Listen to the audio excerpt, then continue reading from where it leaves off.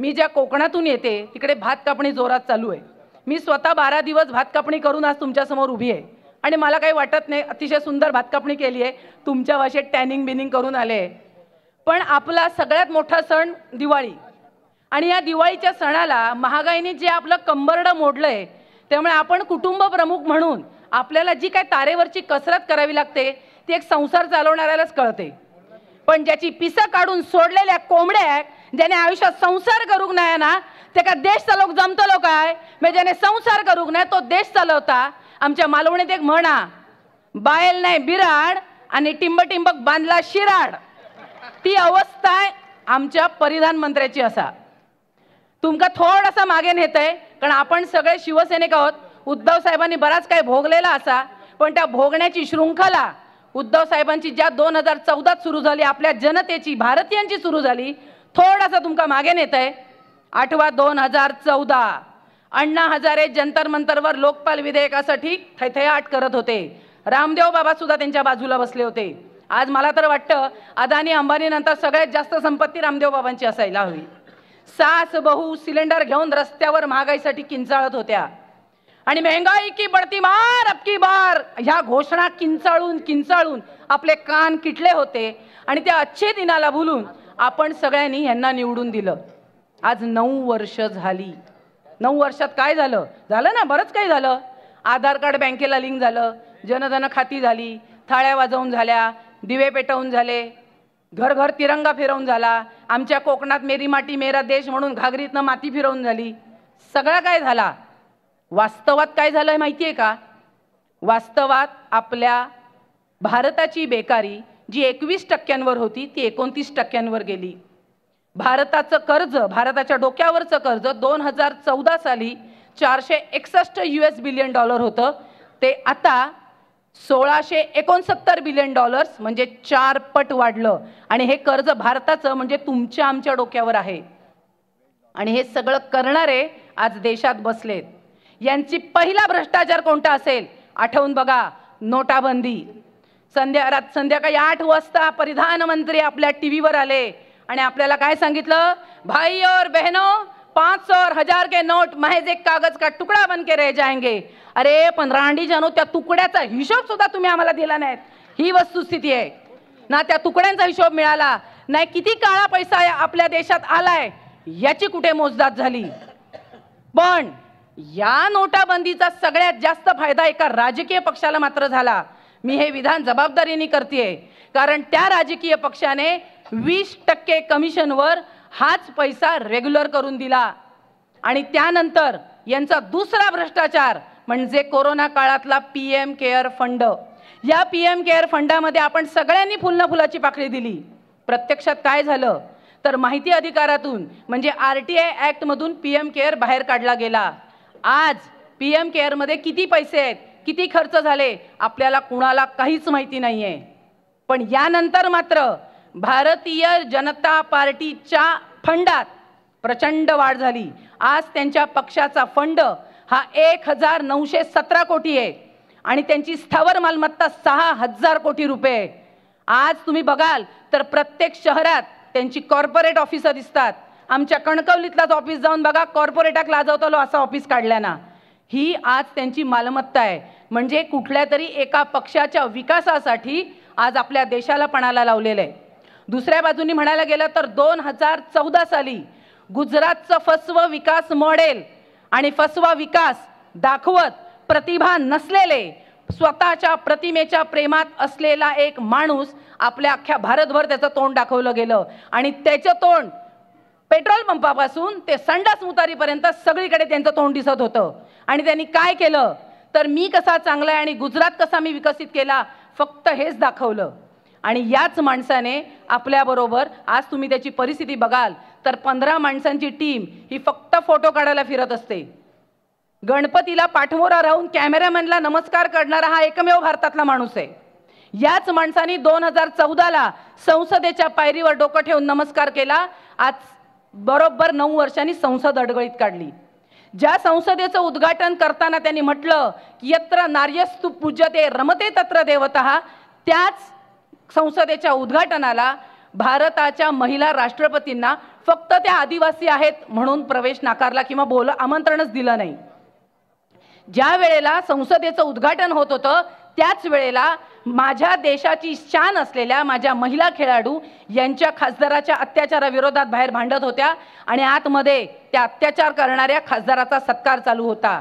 मणिपूरमध्ये माझ्या महिलांची धिंड निघत होती आणि हा माणूस इथे जाणं तर दूर त्याच्यावर एक शब्द बोलायला तयार नव्हता. जेव्हा सर्वोच्च न्यायालयाने दणका दिला तेव्हा या 56 इंच छातीच्या माणसाने 3 मिनिटं संसदेत त्याच्यावर शब्द काढले. त्याच्या पुढे काहीच नाही. मग हे काय चाललंय याचा कुठेतरी विचार करायला आपल्याला वेळ आलेली आहे. खरं सांगायचं तर सांप्रदायिकतेच्या नावावर आपल्याला झुलवत ठेवलंय आणि भारताच्या अर्थकारणाचं खाजगीकरण नाही तर अदानीकरण झालंय आणि या अदानीकरणाचे सगळे आपण शिलेदार खरं तर भोगतोय पण आपल्याला ते लक्षात येत नाहीये. यशवंतरावांचा बाळासाहेबांचा सुसंस्कृत महाराष्ट्र आज खोक्यांच्या आमदारांचा महाराष्ट्र म्हणून ओळखला जातो. ही आमची संस्कृती कधीच नव्हती. ती आज संस्कृती इथे रुजू घालते आणि ही जर संस्कृती मोडायची असेल तर खऱ्या अर्थाने यांची हुकुमशाही प्रवृत्तीकडे चालणारी जी वाट आहे ती थांबवायला हवी आणि म्हणून खऱ्या अर्थाने पुन्हा एकदा भाकरी बदलण्याची गरज आहे. दुसरं एक तुम्हाला साधं उदाहरण देते की आपण अनेक गोष्टींचा विचार करतो. आज आमच्या कोकणातलं बघाल तर दोडामार्ग सारख्या तालुक्यामध्ये 60% जमिनी केरळ यांनी घेतलेल्या आहेत. तिकडे रबर प्लांटेशन सुरू आहे. ज्या रबरावर चिमणी सुद्धा बसत नाही असं रबर प्लांटेशन सुरू आहे आणि तिकडे आमच्या मुलांना साधी नोकरी सुद्धा दिली जात नाही. का तर तिकडे केरळ यांनाच नोकरी दिली जाते. त्या भागातला जो आमदार होता ज्याला आम्ही खोके आमदार म्हणतो ज्याचे सध्या दोन्ही हात तुपात आहेत तो आमदार ज्याला कोरोना काळात साधा मास्क वाटायला पैसे नव्हते तो आज 10,000 भाडं भरून 1.5 लाखाचे बॅनर लावतोय. आज तलाठी भरती सुरू झाली जिल्ह्यामध्ये.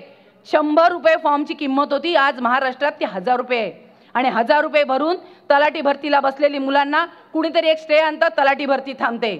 आज आरोग्याची भरती थांबलेली आहे. म्हणजे गावात राहून विकास होत नाही म्हणून पोटा पाण्यासाठी मुंबईला यायचं तर मुंबईत आज काय परिस्थिती आहे. वेदांता फॉक्स असेल किंवा इतर सर्व कंपन्या या महाराष्ट्राच्या बाहेर चालल्या आहेत. म्हणजे जगायचं कसं हा झाला रोजगारीचा प्रश्न. पण त्याचबरोबर प्रदूषण काय. आज आपल्याला सांगायला मला अतिशय दुःख होतंय की एअर क्वालिटी लेवल AQL ज्याला म्हणतात ती सगळ्यात चांगली असते 55%. आज आपल्या मुंबईची AQ लेवल आहे 158%. आज सकाळीच मी बातमी वाचली की आज पाऊस पडला म्हणून ती AQ लेवल मागे येऊन 90 वर आली आहे. म्हणजे प्रदूषण त्याचबरोबर विकास नाही हाताला रोजगार नाही कुठे नेऊन ठेवलाय महाराष्ट्र माझा. आज हे जे परिधानमंत्री आहेत ते आपलं शिक्षण लपवतात. मला प्रश्न पडतो खोटं पदवी दाखवायची काय गरज आहे. या महाराष्ट्राने गाडगे बाबांना कधी त्यांचं सर्टिफिकेट विचारलं नाही. गाडगे बाबांनी आपल्या योगदानाने महाराष्ट्रात आज नाव कमवलं. आज त्यांच्या नावावर PhD चालू आहे पण यांना छुप्या सर्टिफिकेट दाखवावे लागतात. का गरज आहे सर्टिफिकेट दाखवायची. या सगळ्याचा कधीतरी तुम्ही विचार केलाय का. म्हणजे रंग आणि बिल्ला मिळून जे काही भारताचं वाटोळ चालू आहे ते वाटोळ जर थांबवायचं असेल आणि खऱ्या अर्थाने भारताला जर योग्य दिशेवर न्यायचं असेल तर भाकरी परतण्याची गरज आली आहे. हे खोके सरकार आमदार आपल्या दारी सरकार आपल्या दारी नावं जे काय गावात धुमाकूळ घालतोय हे थांबवायची गरज आहे. आपण म्हणतोय की कोकणातलं मी सांगताना देशाचं का सांगते कारण संसदेत ज्यांच्याकडे 5वी बहुमत आहे संसदेतल्या बहुमतावर जे काहीही करू शकतात पण त्यांना ते करायचं नाहीये आणि म्हणून ती गोगडी भिजत ठेवलेली आहेत.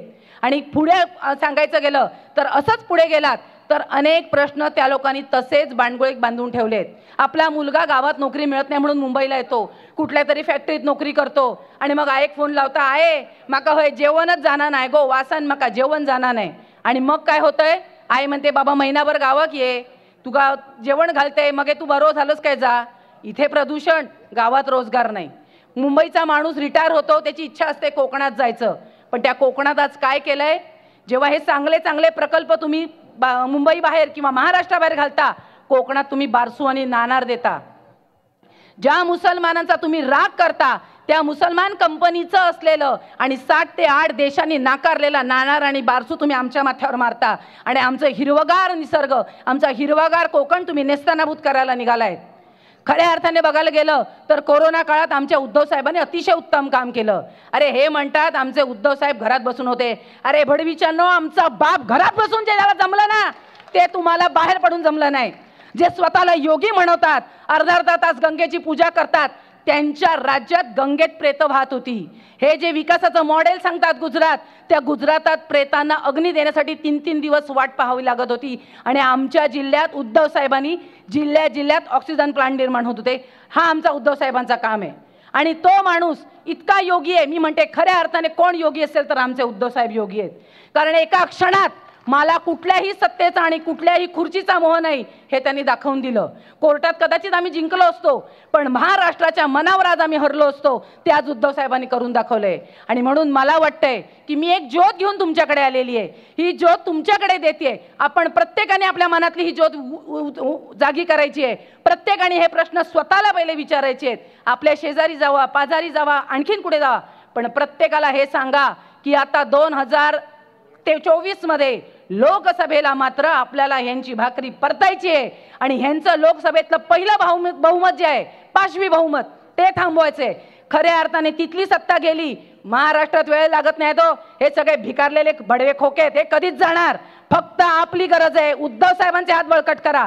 आणि ते करायचं असेल तर कोकणातनं पहिली नांदी तुमका माहिती आहे. आता ह्यांनी आपण म्हणूया गाराणा घातल्यानी 12-5चा गाराणा. 12 म्हणजे आमच्या गावात सगळे लागतात, लोहार लागतात, सुतार लागतात, सगळे 12-5 लागतात. पण आमच्या कोकणातनं 12-5चा लागलेला गाराणा या माणसाक यशस्वी करून सोडतलो. आणि खऱ्या अर्थाने यशस्वीची नांदी खासदार साहेबांच्या निमित्ताने किंवा संजय पाटलांच्या निमित्ताने आपण दाखवून देऊ. आणि खऱ्या अर्थाने हा जो कोकणाचा इतिहास आहे तो महाराष्ट्रात आणू, एवढं सांगते आणि थांबते. जय हिंद, जय महाराष्ट्र. तुम्ही पाहत आहात विस्टा न्यूज मराठी.